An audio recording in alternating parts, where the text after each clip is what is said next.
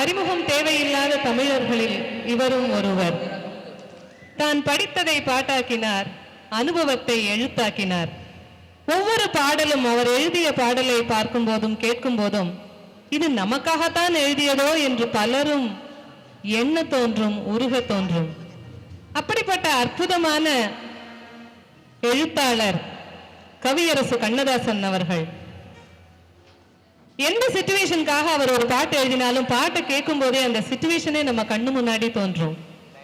கண்முன்னே தோன்றும் கணவனை கூற இயலாமல் ஒரு மங்கை தவிப்பது போல அழகாக அவர் எழுதிய பாடல் பாக்யலட்சுமி படத்தில் மாலை பொழுதின் மயக்கத்திலே என்ற அந்த பாடலை பாட நான் இங்கு அழைப்பது மாதங்கி அவர்களை.